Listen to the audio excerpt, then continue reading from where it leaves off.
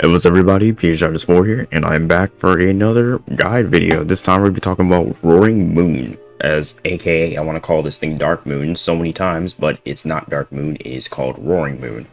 So what is Roaring Moon? Roaring Moon is the past version of Solomon's, and as you can see, it is a Dragon Dark type.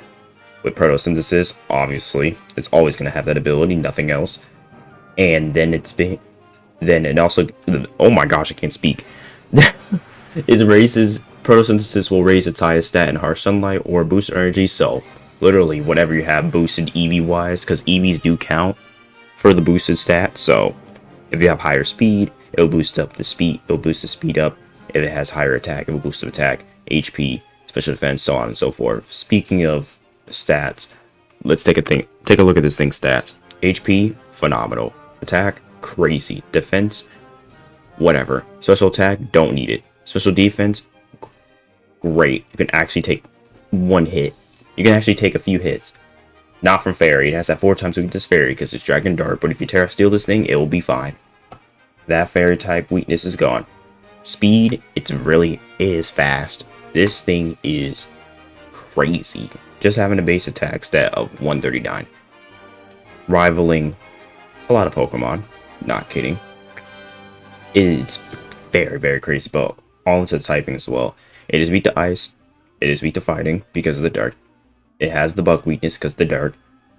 It has dragon because it's dragon.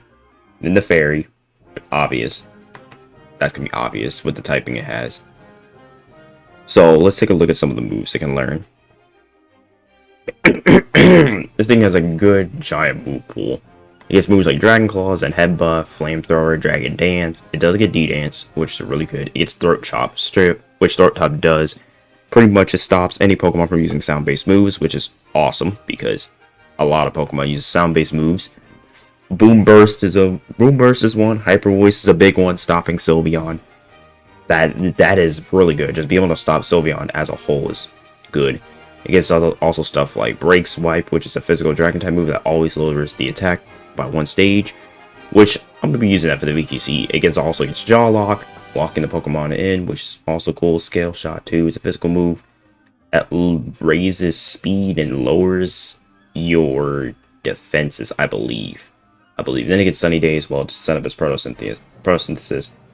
And as you can see, it gets a whole bunch of other moves like it gets Draco Meteor, Stone Edge, Giga Impact, Earthquake Crunch, X's Iron Head, Body Press as well, Rocks. It gets Rocks, it gets Shadow Claw, U-Turn. It's a big move pool. Pretty much, this thing has a ginormous move pool. And it can use anything. Well, not really anything. It can do a lot. Typing alone, it can do a lot. Move pool alone can do a lot. Stats alone, it's a force to be reckoned with. And it's definitely going to be used a lot in Series 2 and regionals moving forward. So let's take a look at some sets. Alright, so what is it? The first set is the Photosynthesis. I said Photosynthesis. Boost energy set with Breaking Swipes, Rock Slides, Third Chop. So the reason why I have Breaking Swipe is, like I said, it lowers the attack by 1 stage, always does that, and it's a Dragon type move, base 60, but with the Photosynthesis activated with the boost energy, that's gonna hit a little bit more harder. It's gonna hit harder. Rocks, you already know what the rocks do. Trying to get that flinch, protect, always carry protect for the VGC, and then Throat Chop. Throat Chop is, like I already explained before, for 2 turns, the target cannot use sound-based moves. So that's 2 turns of no Hyper Voice, no Boom Burst, none of that. None of that whack shit that can happen in your battle. Pretty much. And why did I carry Jolly Nature? Because look how, since its attack is so big, I can invest everything into attack, give it its speed, and it's still going to get that attack boost because of that. Even at level 50, which is what they will be reduced to for the VGC, even at level 50, it's still going to be high. It will always be higher. than what it will than the speed, because the attack is that just fucking high. It's that crazy with Pokemon. Like I said, Terra Steel is you can do Terra Steel if you want. Just anything to get rid of a 4 times weakness to Fairy, because those exist.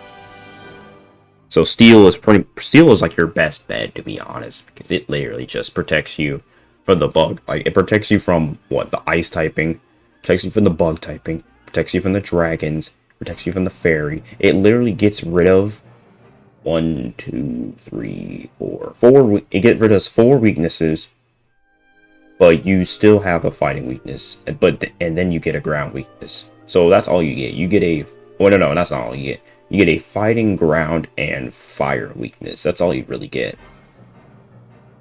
So it's that, which is a better trade-off. You lose 5. No, not 5. 2. Yeah, you lose 4 weaknesses, but you trade off getting 2 more once you change to a solo type, which is fire, fighting, and ground. Which, in all honesty, is way better, because you see fire types. You do see fire types, but it's not like, what, like Torkoal, mainly it. Fighting types are kind of rare, in my opinion. They're kind of rare to find, but some Pokemon will carry a fighting type move. And ground is just everywhere. You'll see someone carry Earthquake 100% of the time. Earthquake, high horsepower, any of those ground type moves. It does a lot. It's going to do a lot. So just be aware of that. Just be wary of those kind of mons. Alright, let's move on to the next one.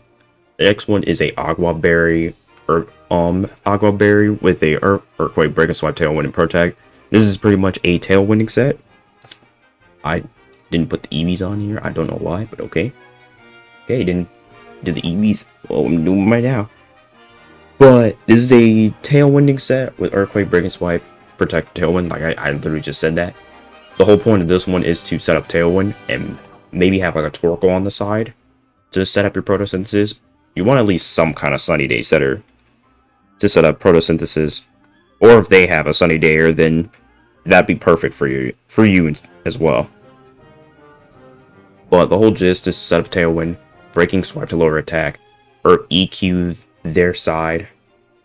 You know, do a whole bunch of stuff. It would be terrible if they had 2 fairy types on the side, which like Grimmsnarl, so that can also be a problem. So if you don't want to run EQ, you can run something different, like Ironhead. Like if you want to run something else, you can run Ironhead instead. Replace EQ if that ever happens, which probably is a safer bet. If they do run to a double fairy in your face, and you can only Earthquake.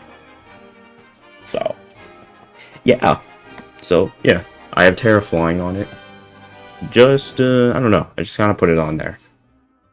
I just kind of put Terra Flying just in case somebody does like hit EQ on you randomly, just a random EQ. But yeah, I don't know. We'll have to see once we get to Series 2 and actually start using the mods. Because we don't know yet. We're still like, what, in the middle of January? We're still in the middle of January, so we don't really know what people are going to use. But everyone's seeing low-key threats of, we already know Flutter Mane is stupid.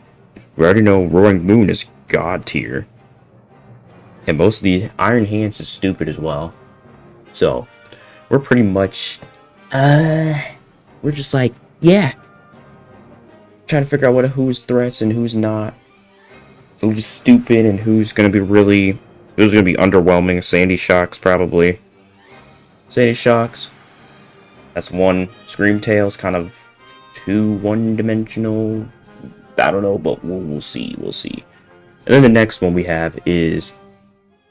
The next set is a bandit that I have. Jawlock, Dragonclaw, Earthquake, and Ironhead. Ironhead, Jawlock, literally just locking them in place. That's the main reason why I'm running Jawlock. Keep them in so they cannot switch. Yeah, prevents both user and target from swapping out. Oh wait, that's scary. From switching out. Does that sound bad? Yeah. Yeah, it does. Yeah, it does. If you don't want to run the risk in locking somebody in, then don't do it. Because you can also run Crunch. You can also run Crunch if you so wanted to. But it would be funny just to lock people in. Lock people in. So if you don't want to run Jaw Lock, you can run Crunch, Dragon Claw, EQ, Iron Head. Those are pretty easy to understand. This is like your fun banded set that you would run just for extra damage, if I'm being honest. I mean, I'd do it for extra damage as well. Because sometimes you need that like hard-hitting Pokemon in the back that just doesn't only set up the wind, I should say. Is that better to say off? Just not setting up the wind? I think that's better way to say it. Because you would have some kind of Tailwinder, which would probably be somebody else, or your Salamence yourself. You can act like Hydreigon. You can make it act like a Hydreigon, which is the second set. This is pretty much Hydreigon Part 2. Pretty much better Hydreigon, I should say. There you go. Roaring Moon is better Hydreigon. In the sense of it doesn't have Levitate, but it carries a massive attack stat that complements its move pool and all of the rest of its stats. So, I think that's it for this video. Talking about Roaring Moon. If you guys enjoy this video and want to see more, hit that button down below. Comment another one of the Paradox Mons I'll cover. We already covered Roaring Moon, Iron Shreds, Iron Valiant, and Great Tusk. So that's 2 future, 2 past. Yeah, the 2 future, 2 past. So we got like Flutter Mane, Scream Tail, Brute Bonnet. We got them. We still got them left. So what I might do is just pair both the parallels together and just do 2 sets for each and put them in the same video. I might do that. Who knows? We'll see. We'll see how it works. Well, I'll be seeing y'all later. Peace.